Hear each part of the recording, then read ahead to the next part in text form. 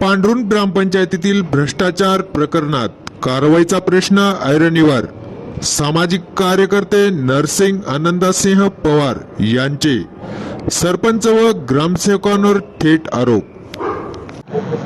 मी नरसिंग आनंदसिंह पवार, मौजे पांढरुण, तालुका मालेगाव, जिल्हा नाशिक येथील रहिवासी असून पांढरुण ग्रामपंचायत येथे 2015 ते 22 पर्यंत अनेक कामात भ्रष्टाचार घोटाळा करण्यात आलेला आहे.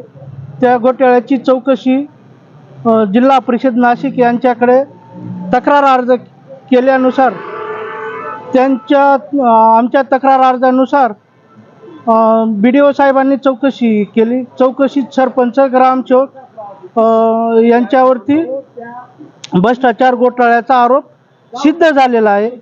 उपमुख्य कार्यकारी अधिकारी यांच्याकडे तो अहवाल पाठवण्यात आलेला आहे. त्याच्यावरती कुठलीच कारवाई करण्यात आलेली नाही. नंतर आम्ही महसूल विभागीय आयुक्त साहेब नाशिक रोड यांच्याकडे तक्रार अर्ज केला. त्यांनी जिल्हा परिषदेचे CO साहेब यांना कारवाईचे आदेश दिलेले आहेत. CO साहेबांनी मालेगाव पंचायत समितीला एकूण 4 समरणपत्र दिलेले आहेत. पांढरुण येथील सरपंच, ग्रामसेवक यांच्यावरती दंडात्मक कारवाई करून यांना पदमुक्त करून आणि यांच्याकडून रक्कम वसूल करण्यात यावी असा आदेश असून सुद्धा स्थानिक मालेगाव पंचायत समितीचे काही अधिकारी आहेत ते संबंधितांना वाचवण्यासाठी कारवाई करण्यास टाळाटाळ करीत आहे. जर कारवाई झाली नाही तर मी पंचायत समिती समोर कुठल्याही क्षणी आत्मदहन करून घेईल याची सर्वस्वी जबाबदार मालेगाव पंचायत समिती प्रशासनाची राहील.